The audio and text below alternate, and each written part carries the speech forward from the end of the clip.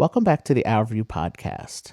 This episode is part of our Super Sports Saturday, a series of episodes that will highlight adaptive sports programs, their athletes, and those who organize these programs. My intention in creating this series of episodes is to bring awareness to the importance of inclusive play and adaptive sports, to show how sports and play are beneficial to all. I hope you enjoy this episode. On today's episode of Super Sports Saturday, I welcome my guests Steve and Terry Hassett, a husband and wife duo who are coaches with the Camden County, New Jersey Miracle League. Join our conversation as we discuss how an ad they saw in the newspaper has now turned into a 6-year commitment volunteering with the Miracle League.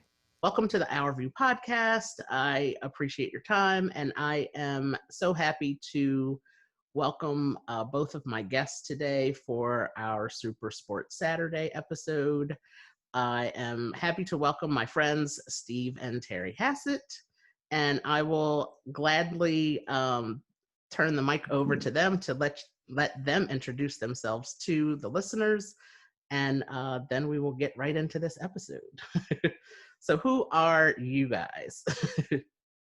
I'm Terry Hassett, and I'm one of the coaches for the Miracle League, also a buddy, and been with the Miracle League since its inception 6 years ago. And I am Steve Hassett, typically known as Coach Steve. Basically, my wife Terry and I, like she said, have been with the organization since the inception, and we just love being there on Saturday mornings with the kids and getting the families involved and just having a great time. Awesome. You guys have been with us from the very beginning. And Steve, you're also, in addition to being the coach, you are the pitcher for a lot of the games. And Terry, you are the number one cheerleader. I know baseball usually doesn't have cheerleaders, but you are definitely the number one first base cheerleader, encouraging all the players to come, get to the first base. And you guys have been a real help to all of us at the Miracle League. And I just want to get into a little bit of how did you find out about the Miracle League? As you mentioned, you've been with us since the very beginning. I know we had I guess it was like an informational meeting, I think is the best way to describe that, over at the library. And I believe you all showed up to that. And, so can you tell us about how you came to find out about the Miracle League?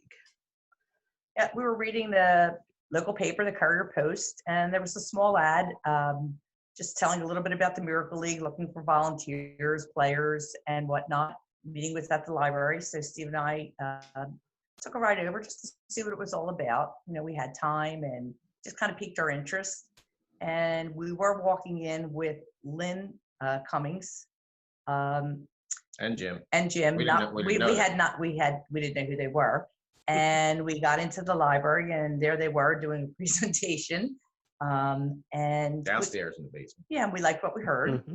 And we thought, let's give it a try. Let's be a part of the organization and just, see where it goes. And we've been there ever since for 6 years. Right. So they asked for raise a hand, anybody who wanted to offer to be coach or volunteer in some way or another, because not everybody, I think, that was at the meeting really at the time volunteered. They were just going there as gathering information to see what it was all about. I can't really remember who else was there, but there were a lot of parents also who had brought their children that day. Right. And so I had coached both of my kids when they were younger in Little League and T-ball and all like that. So I figured, well, baseball's baseball, right?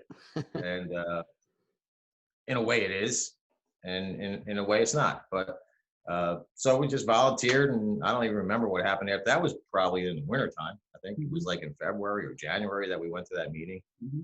And that was the beginning of one of our favorite things that we do as a couple in the spring and in the fall on Saturday mornings.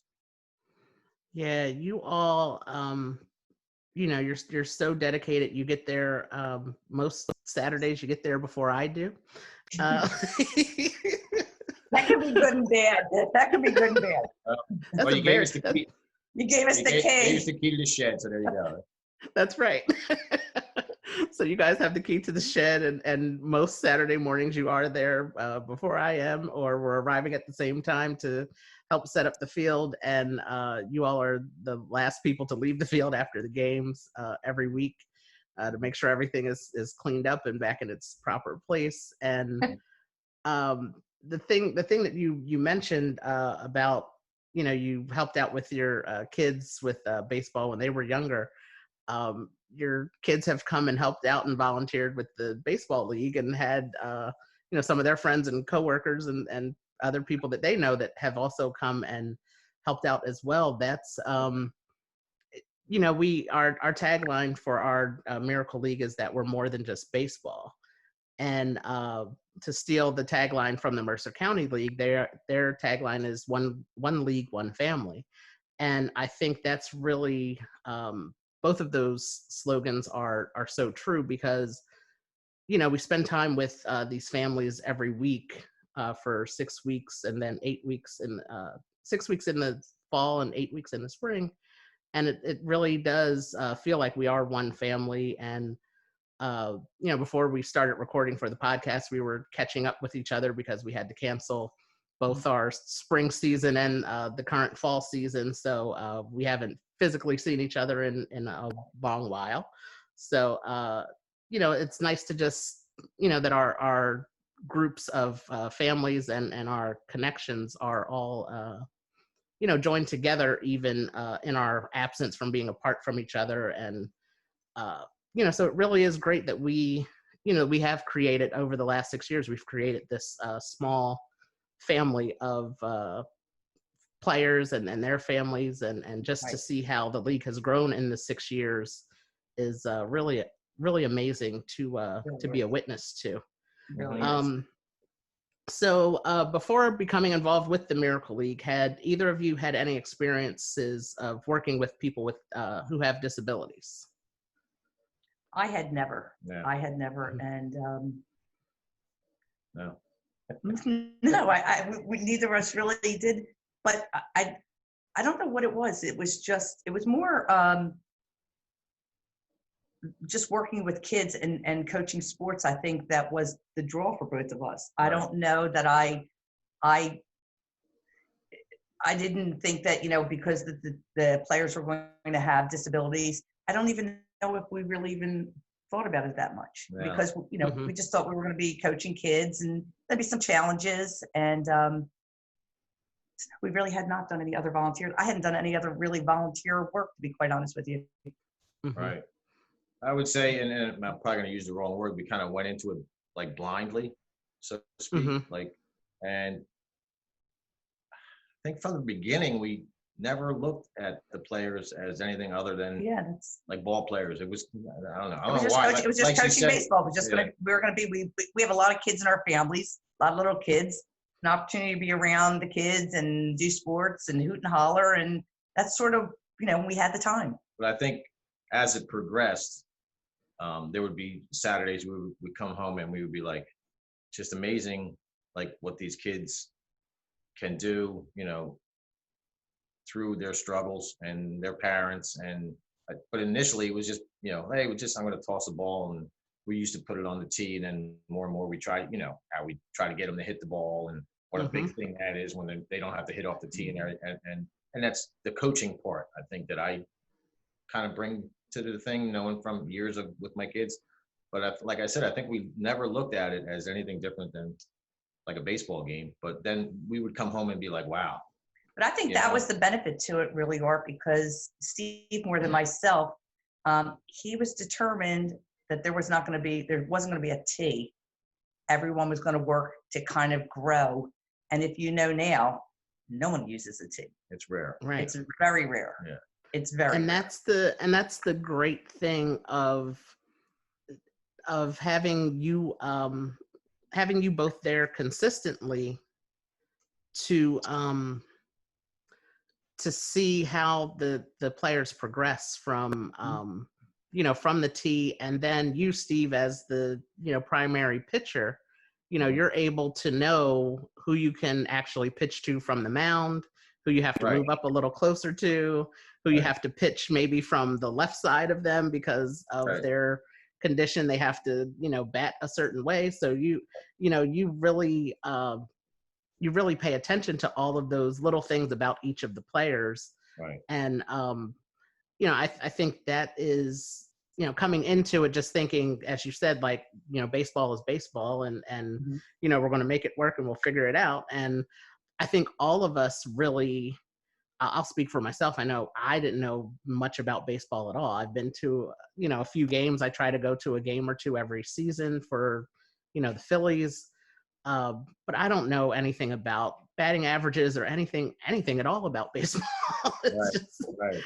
Right. so so I think we all went into it. I think with a primary goal of knowing like this has to happen, like we have to do it, and it's important that we do it, and we'll all learn as we go and make adjustments as we go, and it's just it's great that we've been at it for 6 years now, and our numbers have grown, so great, and being able to, I think being able to keep the numbers high, to add to the numbers and then to retain those numbers of, the players that we're used to seeing all the time, really, again, speaks to what we have created as, our team of people who work behind the scenes.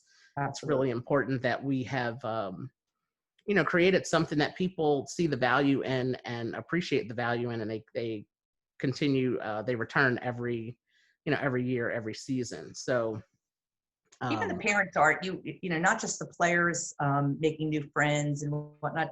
I know from being there, I see the parents look for the other parents that they know. Everybody's chit-chatting. It's a lot of camaraderie out in the stands also. I mean, my parents come every week. They have their chair. They sit in the same spot with Brian's. Like, it's just this, it's a real nice family affair, not just for the players, but really for the parents, guardians, or whoever's bringing them there. Everybody feels welcome, and they know that they were missed if they weren't there the week before, and it's a nice feeling, I think. Yeah, and I think early on there might have been some a lot of the parents would come onto the field because they didn't know us. We're not trained. This is not what we do Monday through Friday, like work with kids and adults. I mean, obviously some of them are 50 whatever years old that have challenges, so they probably were a little reserved in their, I guess, confidence or whatever to like just send their family members or kids onto the field with us. But I think after a while that comfort zone, and now it's like you said, it's been a lot of the same players for so many years, young and old.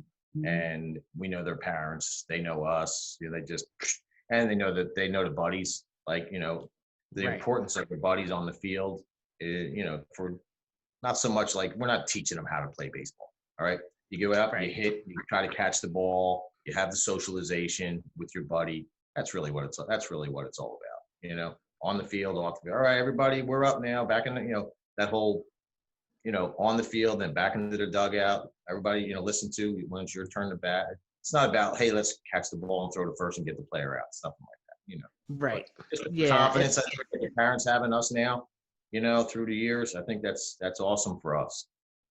It is. It really is, and that's so true. As you said, there may have been a little hesitation to, like you said, to send their child out onto the field with, people that aren't trained. These are everybody that works with the Miracle League or volunteers, our coaches, our buddies, and but that has definitely changed over the years. You don't see hardly any parents out on the field, and if you do, a lot of times there are a few parents who that actually are buddies that come out onto the field, and not for their own children. They have baseball fever. They have baseball fever. They just want to be out on the field and be part of it. Yep, they're out on the field, and they're helping the other players, or just encouraging the players out on the field to go chase after the ball that was hitting their direction, and so it's really Kyle's dad, Bob, is a perfect example. Yes. Yeah. Yes, Kyle and his dad Bob. They're there every week. They travel from a little bit of a distance to come, and Kyle and his dad Bob, they're there every single week, and it's just the way that Bob encourages the other players, and Fantastic. it's such a good feeling, and feeling for me personally, having a disability and seeing something like this take place every week after week, and it's a really heartwarming thing for me to see this happen and to be a part of it all. Is great to see so many other people have a passion for it and develop a passion for it, with you two as the coaches and our other coaches that we have, like Bev. She's been with us for a long time as well, and she her grandson plays on one of the teams, and her daughter is our scorekeeper. Her daughter keeps the score, and with that Ashley. Yeah, her daughter Ashley is the scorekeeper, and she, makes sure everybody knows who's up next. And one of our original buddies from Cherry Hill East, Holly, she has her sister. They're both in college now, and she got her sister involved while they were both still in high school, and now their dad is one of the coaches. So to just see. Yeah, it's all a family affair, and even our crowd are in the stands. It started off with just the parents bringing the player, and then you see like a lot of the siblings that are showing up now, and then you see some of the grandparents and aunts and uncles and cousins that are showing up, and people. Terry's parents. That's right. Yes, Terry's parents and my mom. They're there every week. My dad's missing T. That's all I'm going to say. My dad's missing T. Yes, and if my mom does not show up, your dad wants to know where she's at, if she's okay. That's right. But that's the whole thing that we've developed. It's just you're used to seeing certain people there, and I know I've had friends that have come into town visiting Jersey, and they're just like, well, I want to see what the Miracle League is like. Do you guys play on Saturday? I'm going to show up to the game, or just to develop that whole these new relationships and connections with people who share a passion that we all share is really a great feeling for me.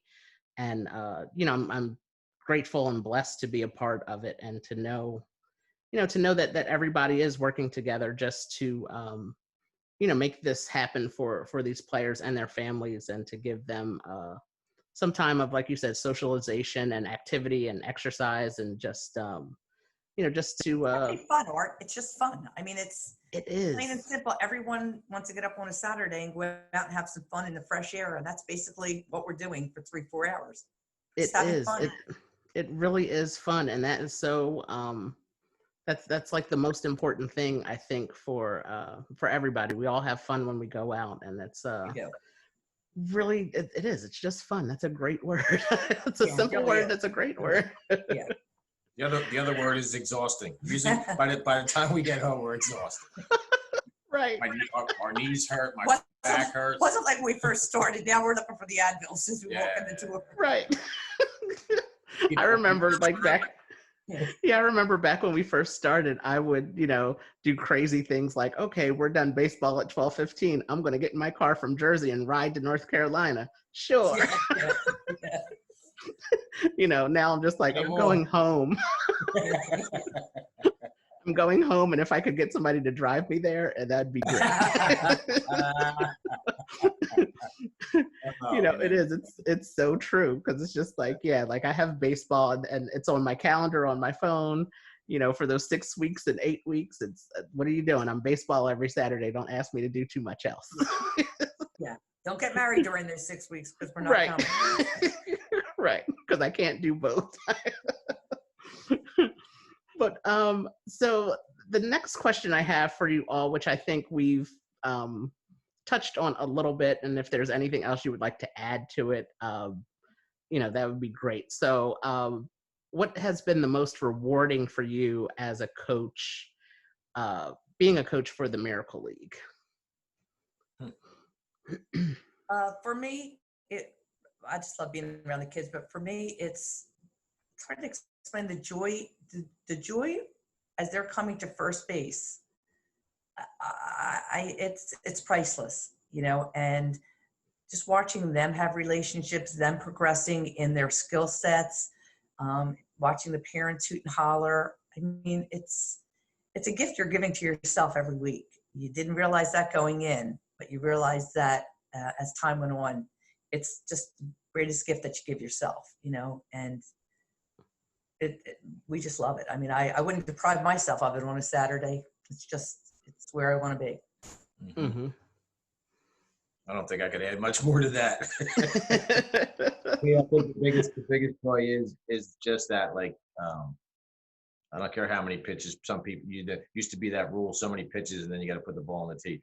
I don't care how many pitches it takes. A lot of times I'm just throwing the ball at the bat, but just for them to hit the ball and make that trek down to crazy Coach Terry down there, hooting and hollering, and good eye and all that kind of stuff. But everyone's doing it. You look in the stands, and the parents, everyone's patient. Everyone's got that same goal, and that's for them, their player, whoever that player is, to hit the ball. I remember regardless if it's your child or not, and everybody's excited. Something that it was like the first time when Mark Black circled the bases, like with his walker, with his walker. Before that, he was always in a wheelchair. So that one time he stood up and he hit the ball, and you just stand there on the mound and just watch him. Didn't matter how long it took, and just constantly encouraging him, clapping. Let's hear it from Mark. Come on, Mark. Turn on the Jets. Come on, turn on the Jets. Come on, coming home. And that's it right there, I guess. Like, you saw that confidence from him, that progression. Like, I'm getting out of the wheelchair now, and I'm going to stand up here, and I'm going to hit the ball, and I'm going to circle the bases. I don't care how long it takes, and nobody cared how long it took. So I guess that's the kind of stuff that, it's just amazing.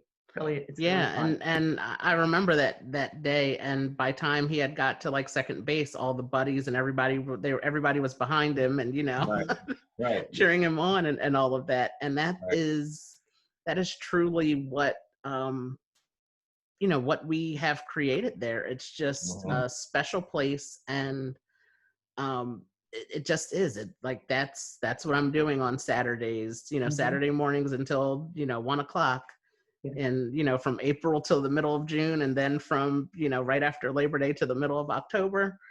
That I don't do anything on Saturday mornings. That's what I'm doing. Even the relationships, even for myself, not just with the players, but I mean their parents, just everyone, all the relationships that we've made, really have enriched our lives. We stay after the game and we're talking to someone's parents or grandparents or guardian, and I mean, you're running into wonderful people every week. It doesn't get better than that, really. And in a selfish way, when they come walking up and they yell out your name, it's pretty cool. Coach Steve, Coach Ted, you know what I mean? It's just, it is. They're happy to see you. You're happy to see them. You got to be a little bit selfish. You enjoy that too, but yes. Of course, you know what I mean? I mean, just being honest. So absolutely, they know, they're looking forward to seeing you as much as you're looking forward to seeing them. Exactly. Mm-hmm. I'll never. I'll never forget it. Danny, one of our players, his school came to play at Jake's Place one day. For one of our Jake's Place, we host the days of play. We used to do it in the spring and the fall.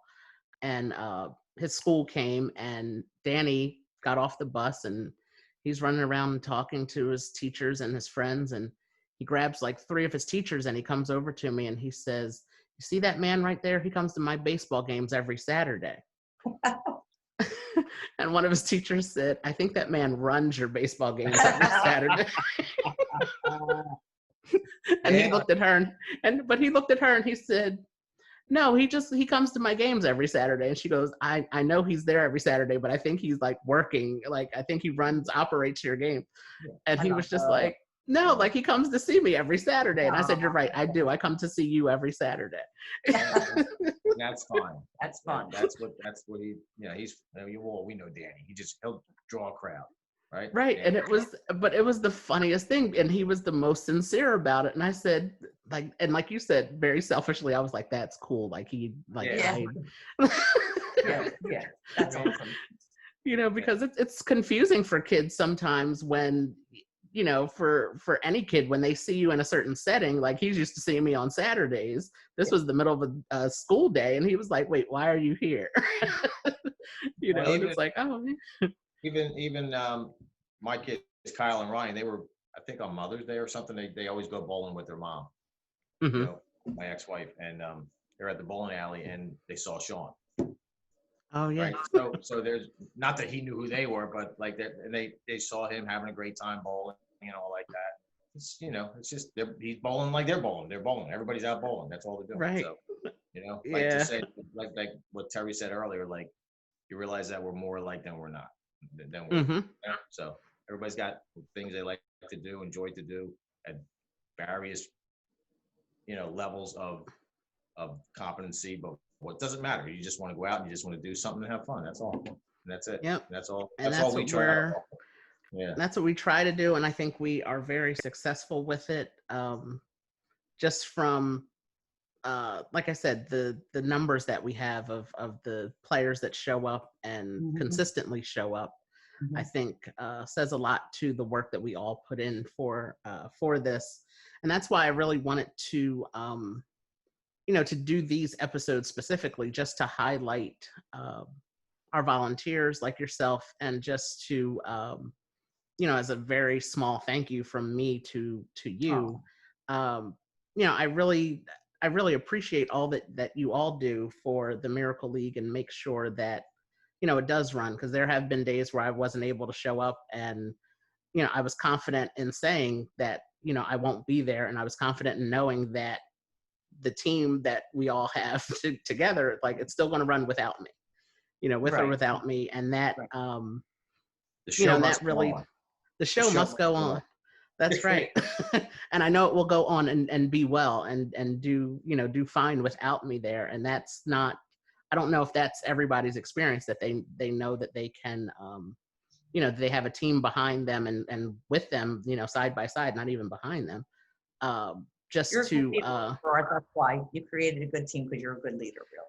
well, thank you so much. And it's really, it's very rewarding for all of us to participate and be a part of all of this this experience. And so that's why I wanted to create these Saturday episodes, just to highlight different adaptive sport programming, because it's so important, the work that we're doing to make it happen. And it's just it's so much more than what you see on Saturday mornings. It's the it's the duck analogy, where everything looks calm on the surface. Yeah. And then they're paddling like hell underneath. Like, it's really just anyone know, Art, if you have the time and you have the passion, just to get out and be part of something bigger than yourself. It doesn't have to be with Our Miracle League or Adaptive Sports. Just get out and do something for someone else. Like Steve and I say all the time, it's a gift you're giving yourself. You don't have to have any special skill sets or knowledge. There's something for everyone to do there. If you want to sell pretzels, if you want to write out name tags, if you want to just help people around the bases or hoot and holler, there's a role for everyone. If you have the time and you want to get out on a Saturday or with whatever sport, there's something for everyone to do. That's what I would say. Don't let your fears stop you from being a part of anything. Just get out there and someone will find a role for you. You'll find a role for yourself. Mm-hmm. I would say. That's so true. That's so true. And it's just, we've had people that are, there's a track that goes around the park where we play. And, we've had plenty of people that are out walking their dogs or like taking their babies for a walk in the stroller. Yep. And they stop and like, well, what is this? What's going on here? And we explain to them what's going on, and they sign up to be Right. volunteers. Right. And they, and they end up standing there and watching everything for, 15 or 20 minutes. And, and they're just like, oh yeah, I want to be involved with this. And we've Right. received, we've received donations from people who have, oh, I was out on Saturday and I saw your league and I wanted to make a donation. And it's just, you don't know how you will be touched by experiencing one of the Miracle League games, Right. either at our field or any of the other fields. I'm sure has the same impact on people for sure. Mhm. Yep. So to wrap this up, I like to end my podcast episodes with asking everyone the same question, which is, what do you want the world to know about people who have disabilities? Why don't we look at each other? Yeah, I would say, like everything in life, everyone is more similar than they are different. People's similarities and what they want for themselves out of life, out of relationships, from parents to players, everything is more similar than it is different. And if you focus on that, I think the world will be a better place. Yep. I guess, what Terry says, and in relation to our involvement, I would just say, like, in the environment of just playing baseball, is that, like, when you just focus on that, you're just all enjoying the same thing at the same time. And, we're all given this time, and we should make the best of the time that we have. You can't, I get, like, from the very beginning with the Miracle League, I don't think we ever looked at anybody like they were different from us. We were just going to play baseball. So I don't know how to explain that, but I guess if you, like she said, like, we're more similar. Everyone is more similar to each other than they are different, I think. And if people could have an open mind and not be taken aback when they see somebody with an apparatus or someone who may be acting different than them, they think it's odd. That everybody wants to enjoy the same things in life, be loved, have people around them that love them. And I guess that's it. We just all really want to just be thought of as loving individuals and that somebody cares for us, I guess. Yes, so well said. I always, when I do my presentations in schools, I always tell the kids to talk to someone who looks different than they are. And that can be anything, different color hair, different color eyes, somebody that's different than you. Just talk to them. And as you both said, you will find that you have so much more in common Right. than you have differences. And it's so true, because I've done that as an icebreaker a few times with matching up students that have different color hair, and tell them 5 things that you like about it, about yourself, or 5 things you like to do. And it's just, a lot of times they're like, oh yeah, they like the same thing, and we both like playing video games. Or tell them 3 of your favorite foods, and like, oh, I liked pizza too, like they like pizza just like me. Or sometimes going to the beach. You have to be forced out of your comfort zone. It's just human nature. You have to be forced out of your comfort zone. And sometimes when you don't even know you're being forced out of your comfort zone. Right. So true. I think it's a lot more difficult for younger kids, though, because there's that peer thing. Maybe somebody says, "What are you doing hanging around with all that?" It's a lot of peer pressure. So it's harder for young kids. But I think now, with more of the inclusion, like you said, like in the classrooms, it's not thought of that way anymore. Everybody's just, that's kid in my class. That's Jimmy. He's in my class. Right. So that's cool. Yeah. Well, thank you all for your time. I appreciate Thanks you so much. much. And we hope. Yeah, it was great to see you too. Yes, great to see you as well. Thank you for joining me on this episode of the OurView Podcast. And we definitely are planning to be back out on the field in the spring of 2021. And, I look forward to seeing you all hopefully in person sometime soon. And we can, definitely have better and brighter things to look forward to for the league and for our players and our families in 2021. So thank you so much, and enjoy Thanks the for all rest of you your do day. for Miracle League. Really, we couldn't do it without Thank you. you. Oh yeah, and I couldn't do my job without you guys. So the thanks and appreciation goes right back to you as well. So, but thanks and have a great day, and I will see you all soon. All right, Okay, take thanks, care. Art. All right. Thank you for listening to this episode of the OurView Podcast. Be sure to subscribe to the OurView Podcast on Anchor, Apple Podcast, or Spotify. New episodes will be released on the 15th and 30th of every month.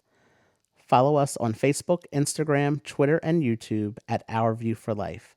That's OurView, the number 4, LIFE. Do you want to help change the tone of conversation among your family and friends? Head over to our website for some OurView merchandise. Our website is www.our-view.com/merchandise.